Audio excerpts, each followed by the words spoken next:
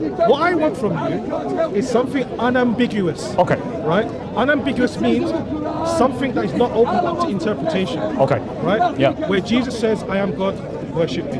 Okay, what if I could show you he says that he is God in his own words? Sorry? What if I show you where he says he is God in his own words? Where did you say that? John chapter 20, verse 28. What did it say? So Thomas says directly to Jesus, my Lord and my God, and Jesus says, blessed are those who have seen and believed, and blessed are those who have not seen and yet believed. Let's get it out. Another one is Jesus says the Lord of the Sabbath, and Jesus says the Lord our God. Oh, there's tons of these, yeah. There's many verses. 8 days later, let's start from 26, right? Oh, okay, yep. 8 days later, his disciples were again in the house. Okay. Thomas was with them. Yeah. The doors were shut. Uh-huh. Jesus came and stood among them and said, peace be with you. Yeah. That's what the Muslims say. Assalamu alaikum. You copied us, right? Yeah, you copied us. copied We say that in church every You Sunday. guys are 600 years too late. No, we say peace be with you. 600 years too late. Okay, well, yeah, we when do copy church. you. Muslims say Well, you do copy generally. us. Anyway, let's continue. All right. Yep. We at least you say in church Then- today. Peace be with everyone. You say it, yeah. Then he said to Thomas, hold on 1 second, was Thomas doubting? It was that, obviously, I seem to be doubt. But then he realized when Jesus told him that. So, why would Thomas doubt God if he's God? Okay, this is just conjecture. Wait till he gets to the it's verse. not conjecture. It is Why conjecture. We're having Why fun. did Thomas doubt if he was God? Listen, you're the one that pointed me to John 20. No, you're- Thomas- And you still haven't read it. now You still you're haven't read Wait, it. is it John 20:28? I show you, Yeah, I alright. so Let me finish. Thomas doubted. Allow me to finish, and then we can continue, right? You brought me to John 20:28, right? Yep. This is someone else saying, my Lord and my God. He's running for time. What I asked specifically, running for time. What I asked specifically, right, is that where did Jesus say, I am God? Yeah. What you pointed Yeah. to, now let me finish, because I want your response. Okay. I want your response. Or we can time this. Because what I don't want is that I'm going to say something and you're going to cut me off straight away. Otherwise, what's the point of the conversation? Yeah, I agree with times. Yeah, that's fine.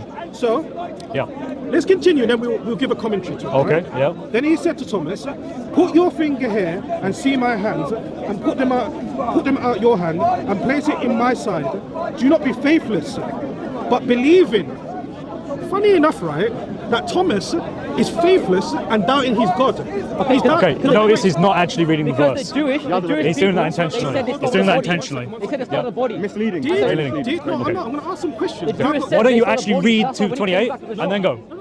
And he knew. Don't try to control the conversation how it should go. Right, that's what you're doing. That's what you're doing. And I'm going on the calling you out. script. And I'm calling you out. It's calling out the script. Did you put me to this verse, yes or no? Yes, are you actually Right. reading it? Yes or no?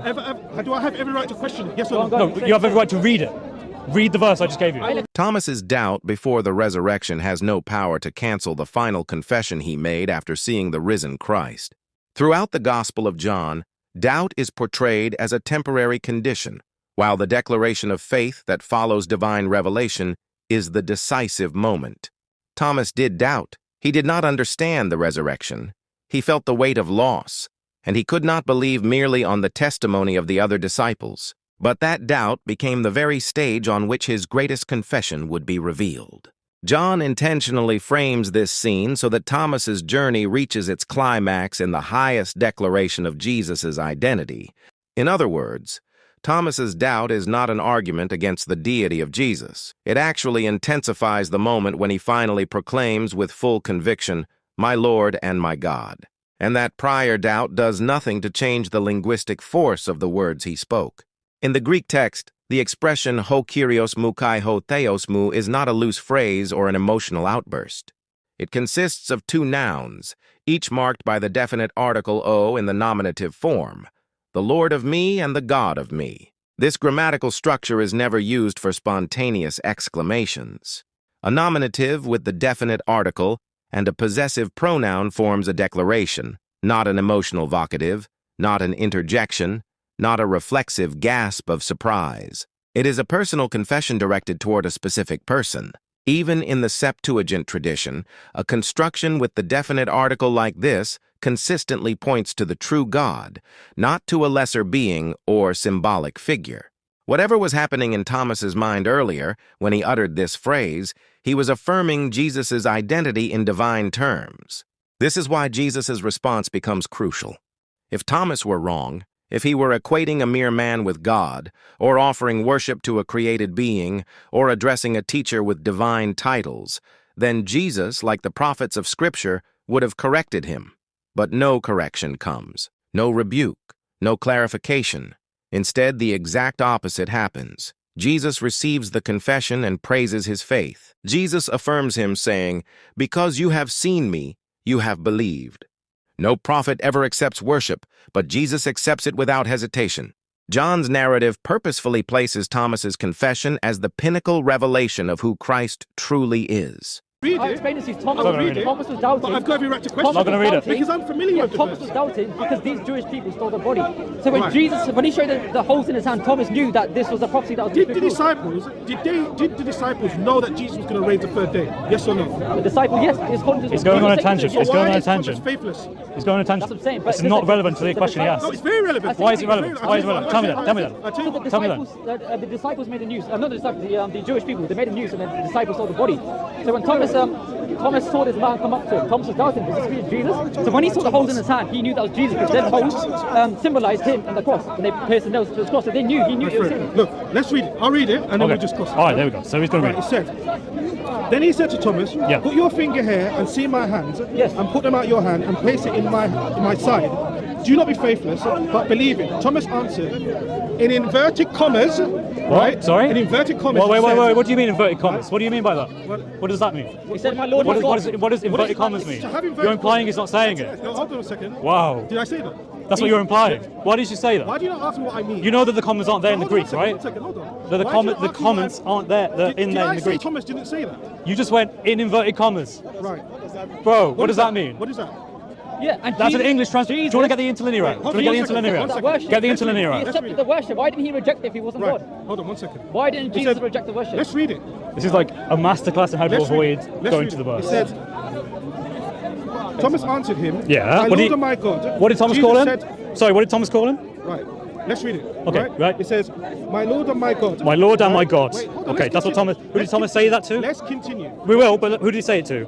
My Lord and my God. Jesus said to him, Thomas said "Have to you him, believed so to because Jesus. You have seen me. Yeah. Blessed are those who have not seen and yet believe." So now let's Okay. discuss this now. Okay. This is where the discussion comes in now. Right, okay. Right. So now, there's two ways you can understand this. Oh, You really can is. understand it literally, Right, right? right. Did Thomas actually acknowledge that Jesus was his God?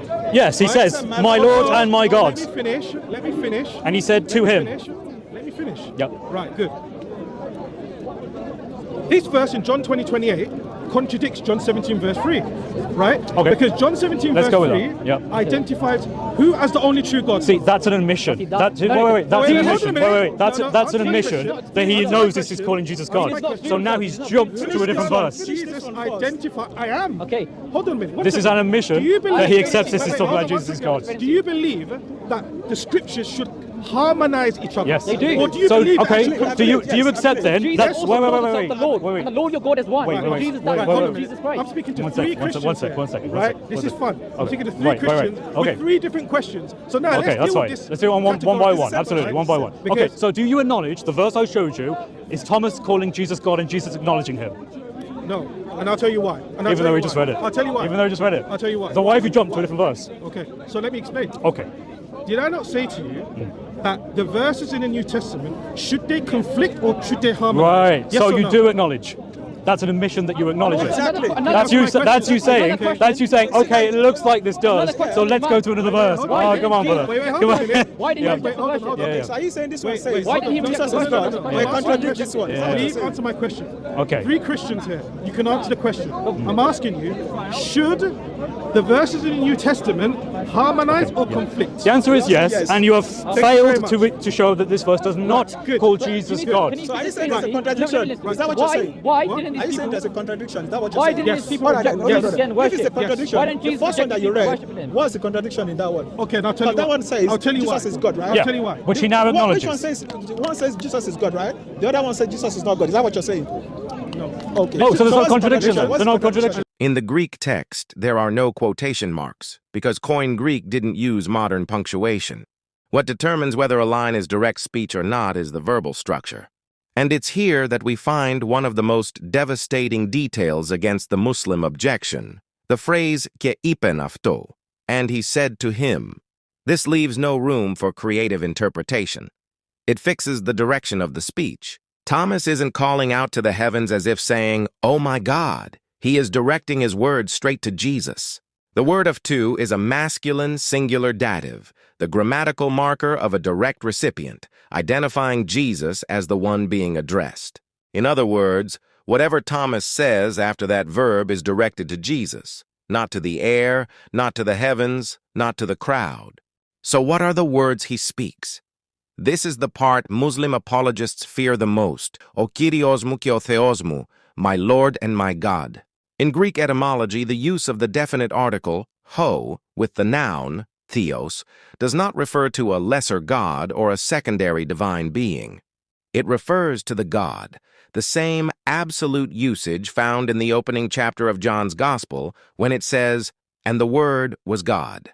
The article structure is identical. Thomas is not using a vague or flexible term. He is using an absolute title, my true God. When it comes to Kyrios, Muslims often attempt to blur the term, arguing that it only means sir or master. But in the Gospel of John, and especially after the resurrection, Kyrios has become a theological title. It is the very word used in the Septuagint hundreds of times to translate the divine name Yahweh.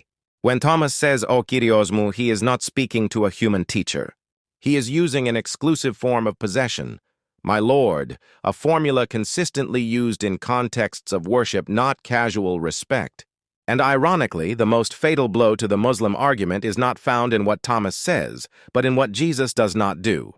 Whenever humans in Scripture attempt to worship an angel or a prophet, they are immediately rebuked. Do not do that. I am only a servant. But in this scene, Jesus does not rebuke Thomas. There is no correction, no theological clarification, no "do not call me God." Instead, Jesus affirms him, saying, "Because you have seen me, you have believed." It is a direct acceptance, even an endorsement, of Thomas's confession.